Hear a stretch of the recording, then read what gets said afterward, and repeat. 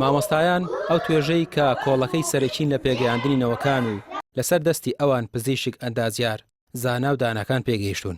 ساڵانێکە لە هەرێمی کوردستان لەژێر باری بێمافیدا دەچەوسێنرێنەوە. لە دوای ساڵی 2014ەوە کاتێک دەسەڵاتی سیاسی دەستی خستە بینەقاقەی بژێویان، مامۆستایان ناچارکران لە پێناو سەرەتاییترین مافی خۆیاندا هێندەی لەسەر شەقامەکان بن لە ناوەندەکانی خوێندندا نەبن.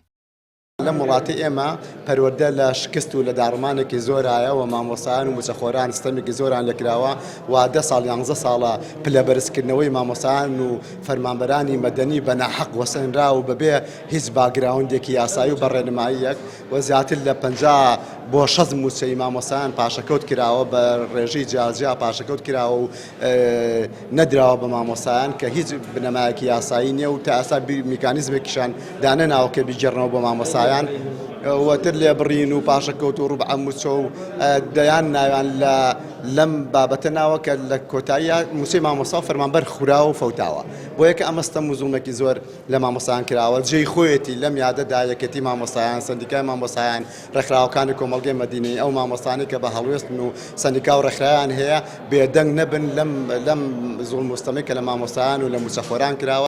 ئەمڕۆژ بەردەوامی ئەو سیاسەتە داراییە بۆتە هۆی ئەوەی مافەکانی ئەم توێژە وەک پێویست نەدرێت. لە ئێستادا حکوومەت هاوشەوی سەرجەم موچەخۆرانی دیکە بارگرانیکی قورسی دارایی بە سەرشانی مامۆستایانەوە جێهێشتووە کە خۆی لە زیاتر لە 58 موچەی پاشەکەوت کرا و چەندین موچەی فەوتا و نیوە موچە و لێبڕیندا دەبینێتەوە. هاوکاتیش پرۆسەی پلەبەرزکردنەوەشیان بە تەواوی پەخراوە. بەواقع تا ئێستا 50 موچەی مامۆستایان بەنەدراوە پاشەکەوت کراوە ئەوانە بە زیاتر لە نزیکەی 10 ساڵە پلە بەرزکردنەوە ڕایگیراوە کە ئەمانە هەمووی گرفتن بۆ باشکردنی گوزەران و ژیانی مامۆستایان و ڕوونیشە ئەگەر گوزەران و ژیانی مامۆستایان لە ئاسی پێویستان نەبێت دەرەنجامەکەی بە شێوە سلبیەکە ڕنگدانەوەیە بێت لەسەر پرۆسی پەروەردە. لە 64مین ساڵیادی دامەزراندنی یەکێتی مامۆستایاندا مامۆستایان بە زمانی حاڵ دەڵێن ئیتر بەسە یاریکردن بە چارەنووسی پرۆسی خوێندن چونکە حکوومەتێک ڕێز لە مامۆستاکانی نەگرێت ناتوانێت بەرەو داهاتوویەکی ڕوون و ئاوەدان هەنگاو بنێت.